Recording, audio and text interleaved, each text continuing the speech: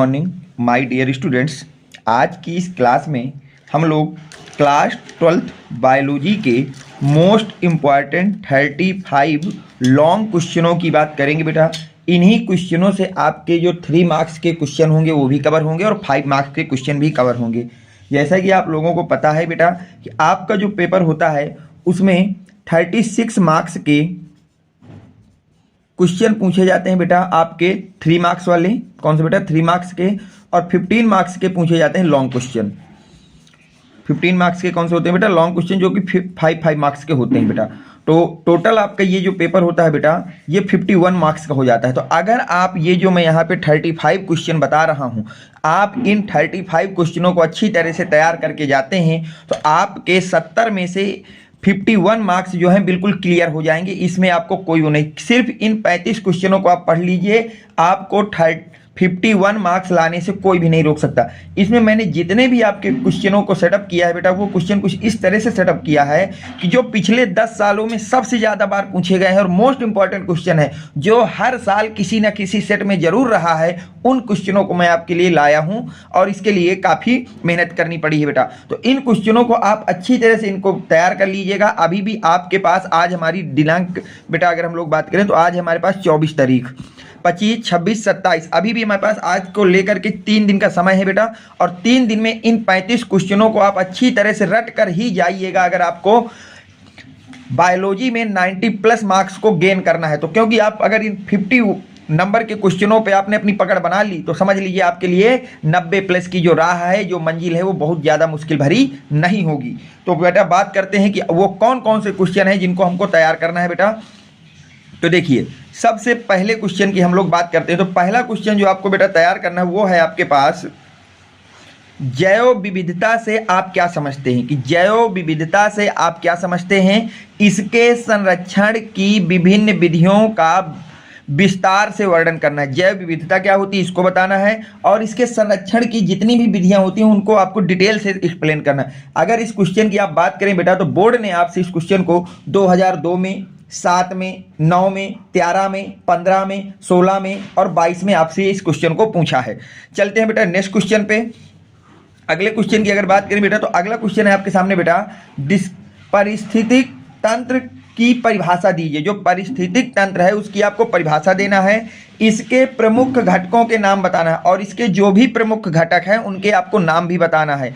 एक तालाब के परितंत्र का सचित्र वर्णन भी देना है और साथ ही साथ में आपको क्या करना है कि किसी एक तालाब का जो परितंत्र है उसका सचित्र वर्णन करना है। तो ये भी क्वेश्चन आपके लिए बहुत ही ज़्यादा इंपॉर्टेंट है। अगर बोर्ड के पॉइंट ऑफ व्यू से देखें बेटा तो 2002 में, 4 में, 10 में, 11 में, 13 में, 14 में, 18 में, 19 में, 22 में बोर्ड की तरफ से ये क्वेश्चन आपसे पूछा जा चुका है। अगर हम बात करें बेटा क्वेश्चन नंबर 3 की जो आपके लिए इंपॉर्टेंट है वो है आपके पास, समष्टि की परिभाषा कीजिए। आपको परिभाषित करना है कि समष्टि क्या होता है और समष्टि के विभिन्न गुणों की भी विवेचना करना है। समष्टि क्या होता है और उसके जो मुख्य गुण होते हैं उनके विषय में आपको डिटेल से बताना है। इस क्वेश्चन को यूपी बोर्ड ने आपसे बेटा 2009 में, 14 में, 19 में, 22 में और 23 में आपसे पूछा है। हम चलते हैं बेटा नेक्स्ट क्वेश्चन पे। तो अगला क्वेश्चन आपसे कह रहा है बेटा कि जीन चिकित्सा क्या है। कि जीन चिकित्सा क्या होती है, एडिनोसिन डिमिनेज जिसको एडीए भी बोलते हैं कि एक कमी का उदाहरण देते हुए इसका सचित्र वर्णन करना है। सबसे पहले आपको बताना है कि जीन चिकित्सा क्या होती है और साथ में आपको एडिनोसिन और डिएमिनेज की कमी का एक उदाहरण देते हुए इसका सचित्र वर्णन कर देना है आपको। ठीक है। अगर आप इस क्वेश्चन की बात करें बेटा तो बोर्ड ने आपसे इस क्वेश्चन को 2007 में, 13 में, 16 में, 18 में, 22 में और 23 में आपसे इस क्वेश्चन को पूछा है। बहुत ही ज़्यादा इंपॉर्टेंट ये क्वेश्चन है बेटा। चलते हैं बेटा नेक्स्ट क्वेश्चन पे। जो आपको तैयार करना है वो क्वेश्चन कौन सा है उसकी बात कर लेते हैं। अगला क्वेश्चन जो आपको तैयार करना है बेटा वो है, जैव तकनीकी क्या है। कि जैव तकनीकी क्या है, मानव हित में कृषि तथा स्वास्थ्य के क्षेत्र में जैव तकनीकी को उपयोग पर प्रकाश डालना है। तो आपको बोला गया है कि सबसे पहले आप हमको ये बताइए बेटा कि जैव तकनीकी क्या होती है, जैव तकनीकी क्या होती है और मानव के हित में कृषि के क्षेत्र या स्वास्थ्य के क्षेत्र में जैव तकनीकी के उपयोग भी बताना है आपको। तो इस क्वेश्चन को बेटा बोर्ड ने आपसे 2005 में, 9 में, 16 में और 19 में आपसे इस क्वेश्चन को पूछा है। बहुत ही इंपॉर्टेंट क्वेश्चन है, इसको भी आप अच्छी तरह से पढ़ के ही जाना बेटा। अगले इंपॉर्टेंट क्वेश्चन की अगर हम बात करें बेटा तो वो है मानव कल्याण में सूक्ष्म जीवों की भूमिका पर एक निबंध लिखिए। मानव कल्याण में सूक्ष्म जीवों की भूमिका पर आपको एक निबंध लिखना है कि जो मानव कल्याण में जो सूक्ष्म जीव हैं उनके भूमिका क्या होता है, उनका क्या रोल होता है मानव के कल्याण के लिए, उस पर एक निबंध आपको लिखना है। इस क्वेश्चन को भी देख लीजिए, बोर्ड ने आपसे 2009 में, 13 में, 17 में और 18 में आपसे पूछ चुका है बेटा। अगला इंपॉर्टेंट क्वेश्चन अगर मैं आपको कहूँ बेटा तो वो है पुनर्योजगंज डीएनए पर टिप्पणी लिखना। पुनर्योजगंज डीएनए क्या होता है बेटा, इस पे आपको टिप्पणी लिखना है। ये क्वेश्चन बोर्ड ने आपसे बेटा 2006 में, 9 में, 13 में, 17 में और 22 में आपसे पूछा जा चुका है बेटा। चलते हैं भैया नेक्स्ट इंपॉर्टेंट क्वेश्चन पे जो आपको तैयार करना है वो क्या है उसकी बात कर लेते हैं बेटा। अगला क्वेश्चन जो आपको बेटा तैयार करना है बोर्ड के लिए और बहुत ही ज़्यादा इंपॉर्टेंट है वो है प्रतिरक्षा तंत्र से आप क्या समझते हैं। विभिन्न प्रकार के प्रतिरक्षा तंत्र का वर्णन कीजिए व प्रतिरक्षा तंत्र के आविष्कारक का नाम बताना है। तो आपको इसमें बेटा पूछा जा रहा है कि प्रतिरक्षा तंत्र क्या है, पहले तो आप उसको बताना है, फिर कितने प्रकार के होते हैं इनका वर्णन करना है, और प्रतिरक्षा तंत्र का आविष्कार किसने किया था। ये 3 क्वेश्चन एक ही साथ पूछा गया है, यानी कि लॉन्ग क्वेश्चन है बेटा। तो इस क्वेश्चन को आप अच्छी तरह से तैयार कर लेना कि प्रतिरक्षा तंत्र क्या होता है, कितने प्रकार के होते हैं और इसकी खोज किसने की थी। इस क्वेश्चन को बोर्ड ने आपसे बेटा 2007 में, 8 में, 13 में, 17 में और 19 में आपसे पूछ चुका है बेटा। चलते हैं नेक्स्ट क्वेश्चन पे जो आपको तैयार करना है बेटा। अगला क्वेश्चन क्या है, देखिए अगला क्वेश्चन कह रहा है विषाणु द्वारा उत्पन्न एक रोग का नाम, लक्षण, उपचार तथा बचाव के उपाय बताना है। तो आपको बताना है कि विषाणु के द्वारा उत्पन्न होने वाले किसी एक रोग का नाम बताना है और उस रोग के लक्षण लिखना है, उसका उपचार लिखना है कि इस रोग से कैसे बचा जा सकता है और उसके बचाव के उपाय को भी बताना है आपको। इस क्वेश्चन को बोर्ड ने बेटा आपसे 16 में, 19 में और 22 में आपसे पूछ चुका है। चलते हैं बेटा नेक्स्ट क्वेश्चन पे जो आपको तैयार करना है वो है बेटा आपके पास क्वेश्चन नंबर 10। स्पर्श संदमन क्या है, सामान्य कोशिकाएं किस प्रकार कैंसर कोशिकाओं में रूपांतरित हो जाती हैं समझाइए। आपको सबसे पहले बताना है स्पर्श इस दमन क्या होता है, फिर आपको बताना है कि सामान्य जो कोशिकाएं होती है वो कैंसर कोशिकाओं में किस तरह से बदलती हैं, उस प्रक्रिया का आपको वर्णन करना है बेटा। इस क्वेश्चन की अगर आप बात करते हैं तो बोर्ड ने आपसे बेटा 2014 में, 17 में, 19 में ये क्वेश्चन आपसे पूछा जा चुका है। अब देखिए अगर हम नेक्स्ट क्वेश्चन की बात करें बेटा जो आपको तैयार करना है वो ये है डार्विन के जैव विकास संबंधित सिद्धांत का वर्णन कीजिए। कि जो डार्विन जी हैं उनका जैव विकास संबंधित जो सिद्धांत है उसकी आपको वर्णन करना है, वो क्या था, किस तरह से उन्होंने एक्सप्लेन किया उसको बताना है। इस क्वेश्चन को बोर्ड ने आपसे बेटा 2007 में, 9 में, 13 में, 15 में, 17 में, 19 में आपसे ये क्वेश्चन पूछा जा चुका है। अगर हम नेक्स्ट क्वेश्चन की बात करें कि जो आपको बेटा तैयार करना है वो है आपके पास उत्परिवर्तन क्या है। उत्परिवर्तन क्या है, जैव विकास में इसके महत्व पर प्रकाश डालना है। सबसे पहले आपको बताना है उत्परिवर्तन किसको कहते हैं और जैव विकास में इसका क्या महत्व है, इस विषय में आपको डिटेल से लिखना है बेटा। ये क्वेश्चन बोर्ड ने आपसे 2019 में, 13 में, 14 में, 18 में और 19 में आपसे पूछा जा चुका है बेटा। चलते हैं बेटा नेक्स्ट क्वेश्चन पे। अगला जो क्वेश्चन आपको तैयार करना है वो कौन सा है उसकी बात कर लेते हैं बेटा। देखिए अगला क्वेश्चन ये है बेटा आपके सामने कि जैव विकास क्या है। जैव विकास के पक्ष में प्रमाण लिखिए, इनमें से किन्हीं 2 को समझाना है। तो आपको ये पहले बताना है कि जैव विकास क्या होता है, फिर आपको बताना है कि जैव विकास के पक्ष में जो प्रमाण है उसको भी आपको देना है कि ये प्रमाण है जहाँ सिद्ध होता है कि जैव विकास इस तरह से हुआ है। फिर आपको इनके किसी 2 को समझाना है, 2 प्रकार के जैव विकास को आपको एक्सप्लेन करना है कि ये आपके जैव विकास में आते हैं। अगर हम बात करें बोर्ड की तो बोर्ड ने इस क्वेश्चन को 2003 में, 9 में, 13 में, 17 में, 18 में और 22 में आपसे पूछा जा चुका है बेटा।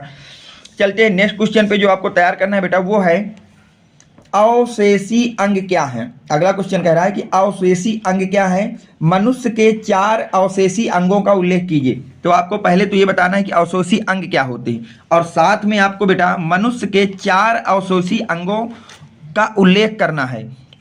ये किस प्रकार जैव विकास को प्रमाणित करते हैं ये भी सिद्ध करना है कि ये जैव विकास को किस तरह से संबंधित है या किस तरह से संबंधित रहेंगे। इस क्वेश्चन की अगर बात करते हैं बेटा तो बोर्ड ने इसको 2014 में, 19 में और 23 में आपसे पूछा जा चुका है। चलते हैं बेटा नेक्स्ट क्वेश्चन पे जो आपको तैयार करना है वो क्वेश्चन क्या है उसकी हम लोग बात करते हैं। नेक्स्ट क्वेश्चन है आपके पास बेटा कि समजात एवं समवृत्ति अंगों का संक्षिप्त वर्णन करना है। समजात एवं समवृत्ति अंगों का आपको संक्षिप्त में वर्णन करना है कि समजात और समवृत्ति अंग क्या होते हैं, इसको बताना है। अगर आप इसको बोर्ड के पॉइंट ऑफ व्यू से बेटा देख रहे हैं तो इस क्वेश्चन को बोर्ड ने आपसे 2006 में, 11 में, 13 में, 16 में, 19 में आपसे पूछा जा चुका है बेटा। चलते हैं भैया नेक्स्ट क्वेश्चन पे। जो आपको तैयार करना है वो है आपके पास बेटा ये कि न्यूक्लिक अम्ल क्या है, वाटसन एवं क्रिक, वाटसन एवं क्रिक, ये 2 बार लिख गया है बेटा। वाटसन एवं क्रिक द्वारा प्रस्तावित डीएनए अणु की द्विकुंडलित संरचना का वर्णन करना है। सबसे पहले तो आपको ये बताना है कि न्यूक्लिक अम्ल क्या होता है, और साथ ही साथ आपको ये बताना है कि वाटसन एवं क्रिक द्वारा जो प्रस्तावित डीएनए अणु की द्विकुंडलित संरचना थी उसका चित्र बनाते हुए आपको उसका वर्णन करना है। इस क्वेश्चन को बोर्ड ने 2007 में, 18 में और 22 में आपसे पूछा है, और इस साल के लिए मोस्ट वायरल प्रश्नों में से एक ये क्वेश्चन है मेरे तरफ से बेटा कि न्यूक्लिक अम्ल क्या है, वाटसन एवं क्रिक द्वारा जो प्रस्तावित डीएनए अणु का द्विकुंडली संरचना है उसका चित्र सहित आपको वर्णन करना है।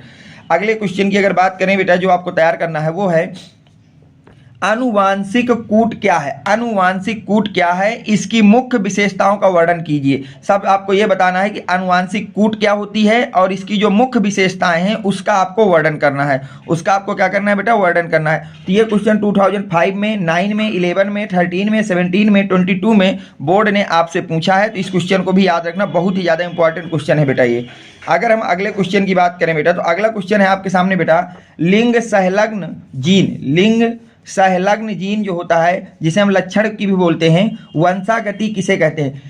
जिन सहलग्न जीन वंशागति किसे कहते हैं, मनुष्य में किसी एक लिंग सहलग्न लक्षण की वंशागति को रेखाचित्र के द्वारा प्रदर्शित करना है। तो आपको इस क्वेश्चन में बेटा पहले तो ये बताना है कि लिंग सहलग्न क्या होता है, वंशागति किसे कहते हैं, और मनुष्य के किसी एक लिंग सहलग्न के लक्षण की वंशागति जो होती है उसका चित्र के द्वारा उसका वर्णन करना है बेटा। इस क्वेश्चन को बोर्ड ने आपसे बेटा 2008 में, 17 में, 18 में, 19 में आपसे पूछा जा चुका है। अब हम चलते हैं बेटा नेक्स्ट क्वेश्चन पे जो आपको तैयार करना है। तो अगला क्वेश्चन है बेटा लिंग निर्धारण क्या है, कि लिंग निर्धारण क्या है, पक्षियों द्वारा मधुमक्खियों में लिंग निर्धारण समझाना है आपको। तो पहले तो ये बताना है कि बेटा कि लिंग निर्धारण क्या होता है, और साथ में पक्षियों तथा मधुमक्खियों इन दोनों पे आपको लिंग निर्धारण भी समझाना है। और साथ में यहाँ पे बेटा मनुष्य भी लिख लेना, मनुष्य के लिए भी आपसे ये पूछा जा सकता है कि मनुष्य तथा अन्य कोई जीव दे देगा कि लिंग निर्धारण समझाए। तो आपको लिंग निर्धारण अच्छी तरह से पढ़ के ही जाना है बेटा। इस क्वेश्चन की अगर मैं बात करूँ तो बोर्ड ने आपसे इस क्वेश्चन को बेटा 2007 में, 11 में, 13 में, 19 में, 22 में आपसे पूछा जा चुका है। चलते हैं बेटा नेक्स्ट क्वेश्चन पे कि जो आपको तैयार करना है वो भी बहुत ज़्यादा इंपॉर्टेंट क्वेश्चन है। वो क्वेश्चन है बेटा कि चिकित्सीय सर्गभरता समापन पर टिप्पणी लिखना है कि चिकित्सीय सर्गभरता समापन क्या होता है, इस पर आपको टिप्पणी लिखना है बेटा। इस क्वेश्चन को बहुत ही ज़्यादा मोस्ट इंपॉर्टेंट की कैटेगरी में आप डाल लेना बेटा, क्योंकि ये जो वैसे तो इंपॉर्टेंट सारे हैं जितने मैं बता रहा हूँ, लेकिन उनके भी अंदर जो अगर बहुत ही ज़्यादा इंपॉर्टेंट उनमें से ये भी एक क्वेश्चन है। तो ये क्वेश्चन अगर बोर्ड के पॉइंट ऑफ व्यू से देखते हैं आप बेटा तो 2003 में, 4 में, 6 में, 9 में, 13 में, 15 में, 17 में, 18 में, 19 में आपसे पूछा जा चुका है बेटा। चलते हैं नेक्स्ट क्वेश्चन पे जो आपको तैयार करना है।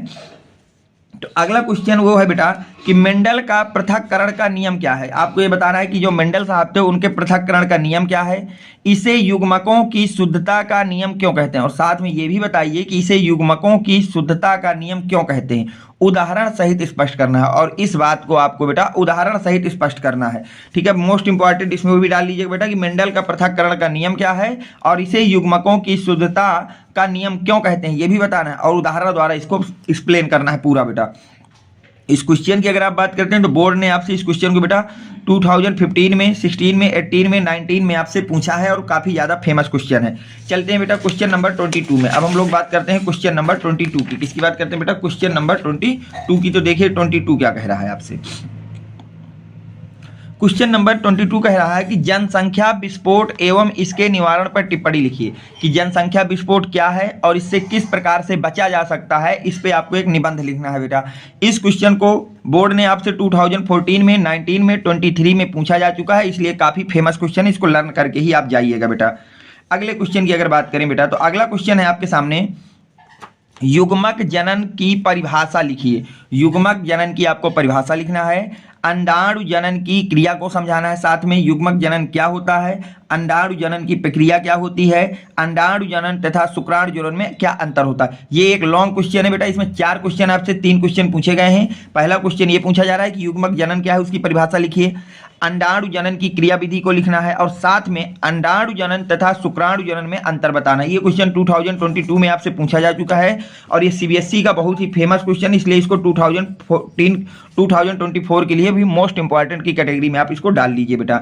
चलते हैं नेक्स्ट क्वेश्चन पे जो आपको तैयार करना है। अगला क्वेश्चन बेटा, तो वो क्वेश्चन ये है कि मनुष्य के मादा जनन तंत्र का वर्णन कीजिए। मोस्ट इंपॉर्टेंट बेटा, ये डायग्राम वाले क्वेश्चन जरूर आप याद करके जाइएगा क्योंकि डायग्राम ही सबसे ज्यादा इंपॉर्टेंट होते हैं बेटा। तो मनुष्य में मादा जनन तंत्र का वर्णन करना है, मनुष्य में मादा जनन तंत्र का आपको क्या करना है बेटा, वर्णन करना है, उसका चित्र सहित बताना है कि मादा जनन तंत्र क्या होता है। इस क्वेश्चन को बोर्ड ने आपसे 2016 में, 18 में, 19 में, 20 में, 22 में और 23 में आपसे पूछा जा चुका है बेटा। चलते हैं नेक्स्ट क्वेश्चन की तरफ कि अगला क्वेश्चन आपका क्या कह रहा है बेटा। अगला क्वेश्चन आपसे कह रहा है बेटा, मानव में नर जनन तंत्र का वर्णन करना है, वृषण के मुख्य कार्य भी लिखना है। आपको मानव के नर जनन तंत्र का विस्तृत वर्णन करना है कि मानव का नर जनन तंत्र क्या होता है और साथ ही साथ वृषण का मुख्य कार्य क्या होता है, इसको भी बताना है बेटा। ये क्वेश्चन बोर्ड ने आपसे 2014 में, 19 में, 22 में पूछा। तो इन दोनों क्वेश्चनों में से एक क्वेश्चन आपको इस साल भी देखने को मिलेगा, या तो मादा के जनन तंत्र का क्वेश्चन आएगा या फिर नर के जनन तंत्र का क्वेश्चन आएगा। तो इन दोनों को अच्छे तरह से आप तैयार करके ही जाना, बहुत ही ज्यादा इंपॉर्टेंट क्वेश्चनों में से एक है ये। ठीक है, चलते हैं क्वेश्चन नेक्स्ट में।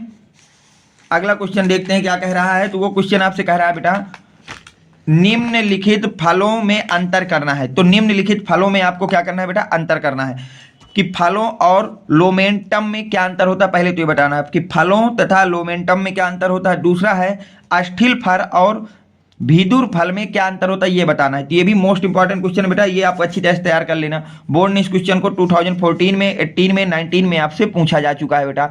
चलते हैं नेक्स्ट क्वेश्चन पे कि नेक्स्ट क्वेश्चन आपका क्या कह रहा है, उसकी बात कर लेते हैं बेटा।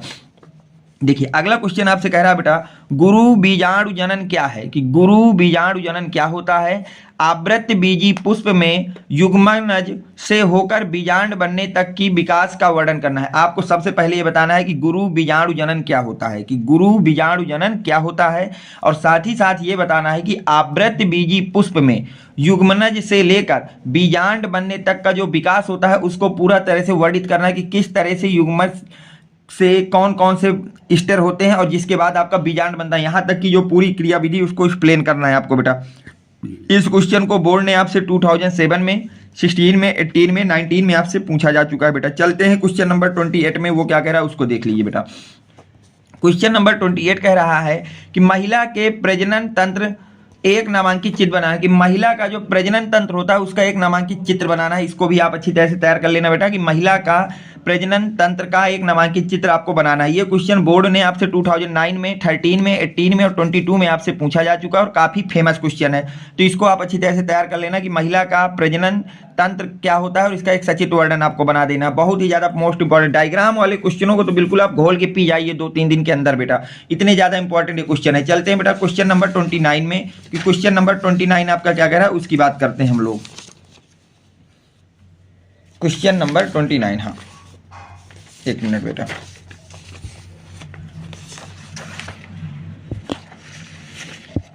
अब देखिए क्वेश्चन नंबर 29 की बात करते हैं कि 29 हमसे क्या कह रहा है। तो वो क्वेश्चन आपसे ये कह रहा है बेटा कि परागण क्या है। 29 में आपसे पहला क्वेश्चन पूछा रहा है परागण क्या है, पुष्पी पादपों में होने वाले विभिन्न प्रकार के परागण का वर्णन करना है। तो पहले तो आपको ये बताना है कि परागण क्या होता है।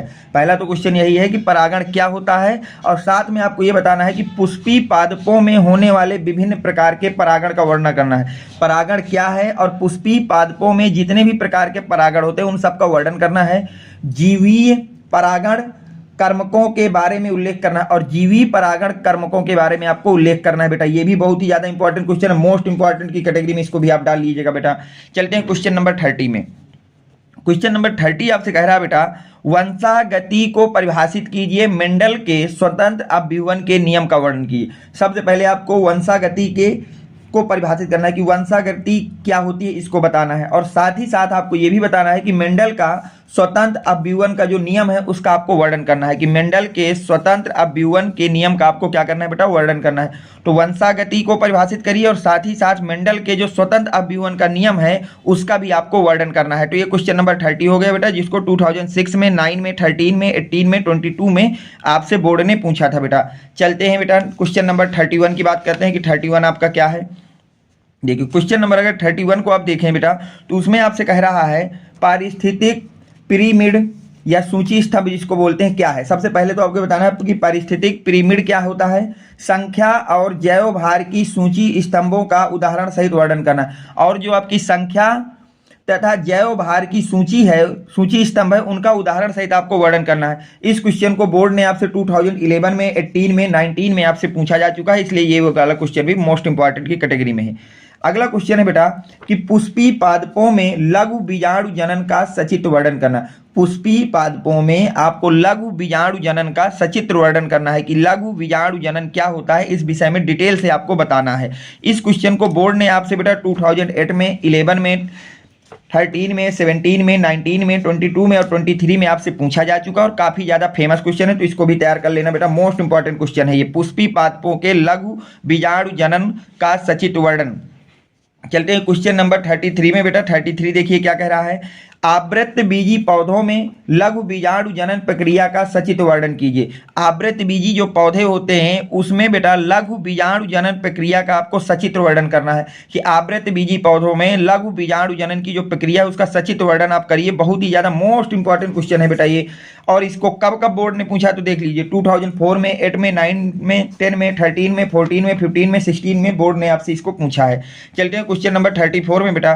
तो देखिए 34 आपसे कह रहा है आवृत बीजी पादपों में गुरु बीजाणु जनन प्रक्रिया का वर्णन करना है। आवृत बीजी जो पादप होते हैं बेटा उसमें गुरु बीजाणु जनन प्रक्रिया का आपको वर्णन करना है। इस क्वेश्चन को बोर्ड ने बेटा 2008 में, 9 में, 10 में, 11 में, 12 में, 14 में, 17 में और 23 में आपसे पूछा है बेटा।